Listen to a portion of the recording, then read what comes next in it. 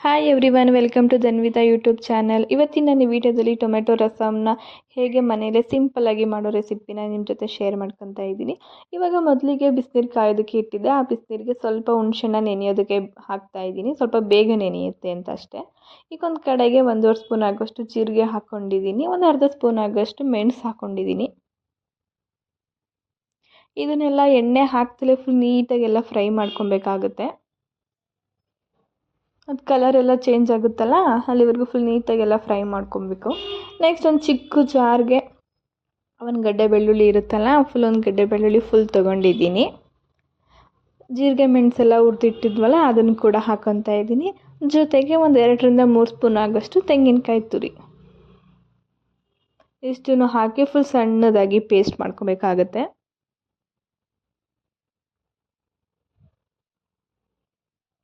ಅಷ್ಟರಲ್ಲಿ ರೈಸ್ಗೂ ಕೂಡ ಇಟ್ಟಿದೆ, ರೈಸು ಕೂಡ ಆಯಿತು. ಆವಾಗಲೇ ರುಬ್ಬೆಲ್ಲ ಎತ್ತಿಟ್ಟಿದ್ವಲ್ಲ, ಅದೇ ಜಾರ್ಗೆ ಒಂದು 2-3 ಟೊಮೆಟೊ ಕೂಡ ತೊಗೊಂಡು ಸ್ವಲ್ಪ ಸಣ್ಣದಾಗಿ ಪೇಸ್ಟ್ ಮಾಡ್ಕೊಂಡಿದ್ದೀನಿ.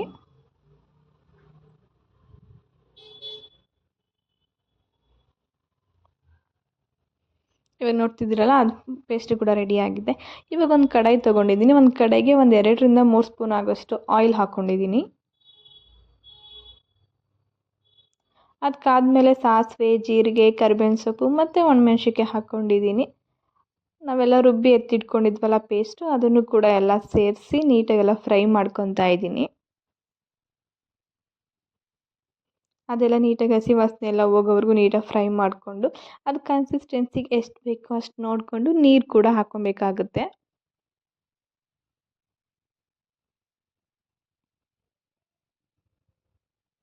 ನೀರೆಲ್ಲ ಹಾಕಿದ್ಮೇಲೆ ಆವಾಗಲೇ ಹುಣ್ಸೆಹಣ್ಣೆಲ್ಲ ನೆನೆಯಕ್ಕೆ ಇಟ್ಟಿದ್ನಲ್ಲ, ಆ ರಸನೂ ಕೂಡ ನೀಟಾಗಿ ಹಾಕ್ಕೊತಾ ಇದ್ದೀನಿ. ಒಂದು ಹುಣ್ಸೆಹಣ್ಣು ರಸ ಸ್ವಲ್ಪ ಹಾಕ್ಕೊಂಡ್ರೆ ಸಾಕಾಗುತ್ತೆ.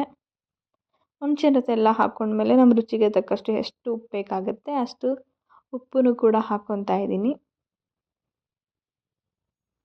ಇದನ್ನೆಲ್ಲ ಹಾಕಿ ಫುಲ್ ನೀಟಾಗೆಲ್ಲ ಕುದಿಯೋದಕ್ಕೆ ಬಿಡಬೇಕಾಗುತ್ತೆ. ನೆಕ್ಸ್ಟ್ ಆಲೂ ಫ್ರೈ ಮಾಡೋಣ ಅಂದ್ಬಿಟ್ಟು ಸಿಂಪಲ್ಲಾಗಿ ಒಂದು ಈರುಳ್ಳಿ ಕಟ್ ಮಾಡಿ ಎತ್ತಿಟ್ಕೊಂಡಿದ್ದೀನಿ. ನೆಕ್ಸ್ಟ್ ಒಂದು ಆಲೂಗಡ್ಡೆ ಮಾತ್ರ ಕಟ್ ಮಾಡಿ ಎತ್ತಿಟ್ಕೊಂಡಿದ್ದೀನಿ. ಇವಾಗ ಒಂದು ಕಡೆಗೆ 1-2 ಸ್ಪೂನ್ ಆಗೋಷ್ಟು ಆಯಿಲ್ ಹಾಕ್ಕೊಂಡಿದ್ದೀನಿ. ಅದು ಸ್ವಲ್ಪ ಜೀರಿಗೆ, ಸಾಸಿವೆ, ಕರಿಬೇವಿನ ಸೊಪ್ಪು